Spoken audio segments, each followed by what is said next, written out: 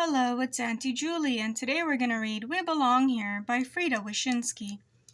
Hope you're sitting or laying down comfortably as we begin. Eve hated when kids at school called her a greenhorn.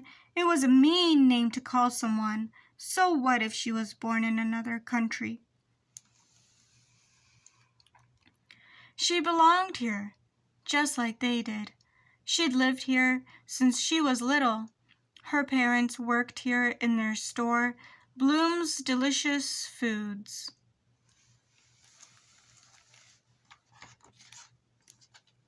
Sometimes, when kids laughed or pointed their fingers, Eve wanted to cry, but not in front of them.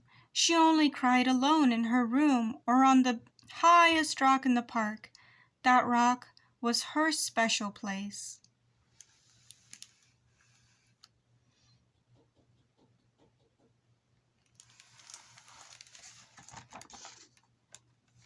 One day, a new boy, Mark Nakamura, came to school.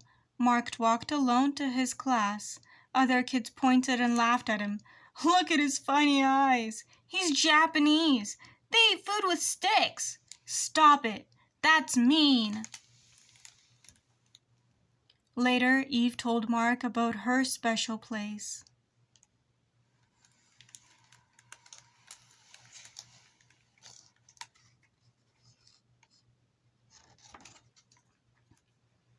The next afternoon, as Eve sat on her rock, Mark climbed up. Wow! You can see everything from here. I know, said Eve. You can see forever. For you, said Mark. A turtle, said Eve. Did you make this? Yes, I carved it from wood. It's beautiful. From that day on, Eve and Mark climbed the rock together.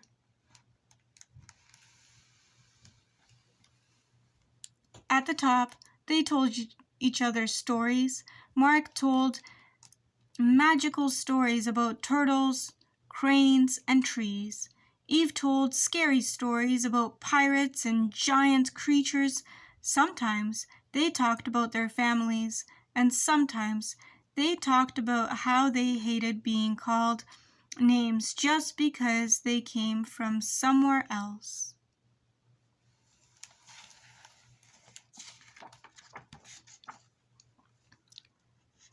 Through the cool days of fall, the snowy days of winter, and the warm winds of spring, Mark and Eve played outside together.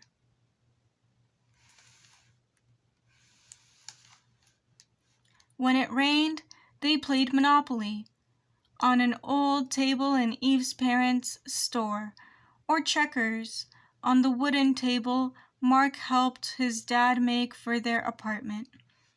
You and your dad can build anything, said Eve. And your mom can bake anything, said Mark. Her rugula pastries are the best.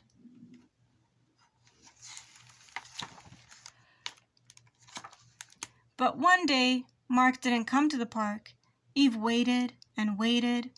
Where was he? He was never late. Eve couldn't wait any longer, but just as she screamed down from the rock, Mark hurried into the park. He told Eve his dad lost his job at the factory. A customer didn't want a Japanese man to make his furniture. Mark's dad said they would have to move. I don't want to move, said Mark. You can't move, said Eve. You're my friend.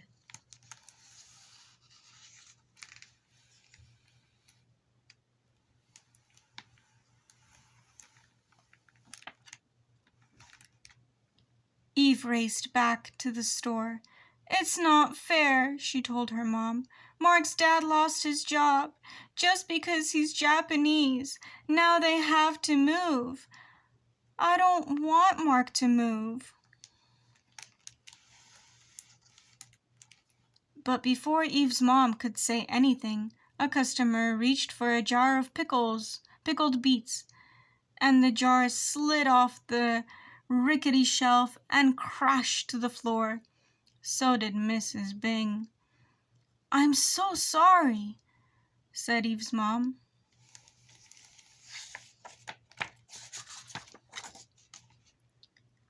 "You need to fix up the store, Mrs. Bloom," said Miss Bing. "If you don't, no one will shop here anymore. They will go to that bright new market 2 blocks away." Eve's mom slumped into a chair. "What are we going to do? Your dad can't build anything with his bad back, and I'm not good with a hammer." "Mark's dad is," said Eve. "Mr. Nakumara can build anything."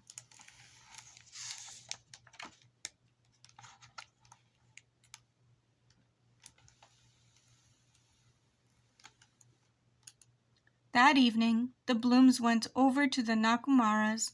Mark showed the Blooms all the beautiful furniture his dad had made, and Mark's dad showed the Blooms Mark's sculptures. And as they drank green tea and nibbled on nougat, they talked about how hard it was to move to a new community. That night, the Blooms hired Mr. Nakumara.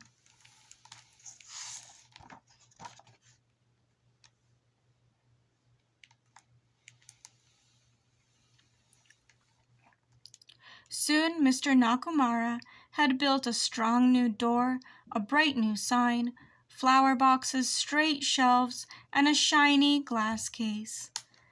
Eve and her parents arranged all the jars, salads, breads, chicken soup, and arugula so customers could see each one.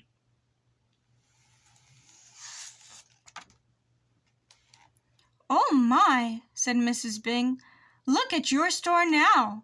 "Yes," said Eve, offering her arugula fresh from the oven. "That's because Mr. Nakumara can build anything." Mrs. Bing smiled. "You're right, Eve, and I have missed your mom's good food. Wait until I tell Mr. White at the hardware store about these nice shelves, and Lily at the dress shop about our flower boxes," said Eve, "and Mary at the stationery store about our new sign. We can tell everyone about Mr. Nakumara."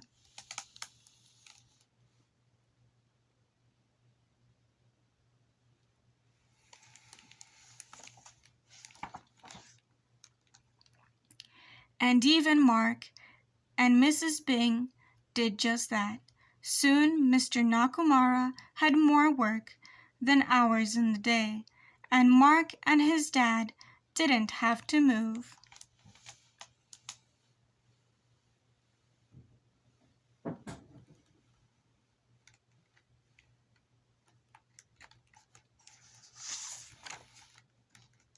"Hooray!" sang Eve when Mark told her the news. "Race you to school!"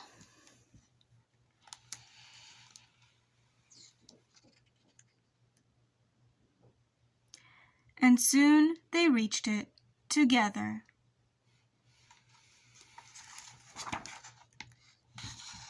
And that's the end of the story. I'm going to read you about the story.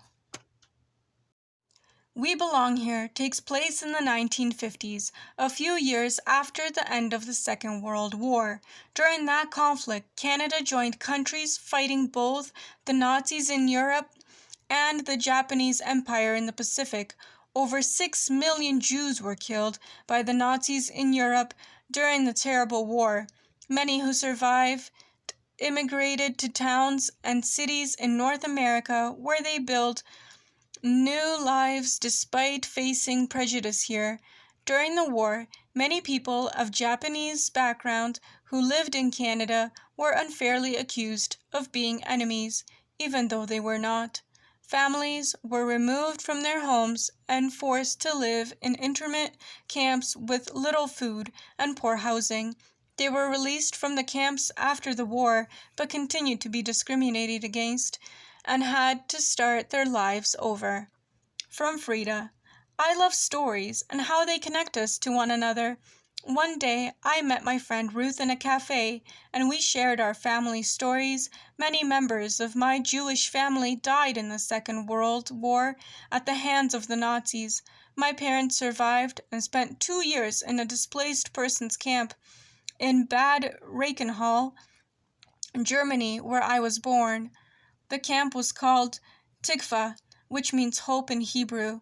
When I was 8 months old, we immigrated to New York City. It was hard for my parents to start their lives again in a new country, learn a new language, and find work, but they did, and New York City and later Toronto became home. As Ruth and I continued to talk, the story in this book was born. From Ruth. I was born in Canada, growing up in Brampton, Ontario. My mom was born in Japan, my dad in British Columbia. When Frieda and I were talking in the cafe that day, I shared a story my dad once told me about my grandfather who lost his rooming house business after the war.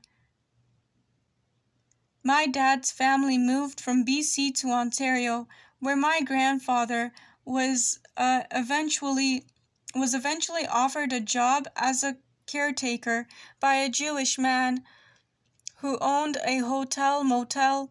The opportunity meant a lot since it was difficult as a Japanese Canadian to find employment at that time. My dad says that there was always kindness wherever he lived throughout his childhood and youth. People wanting to help makes such a difference.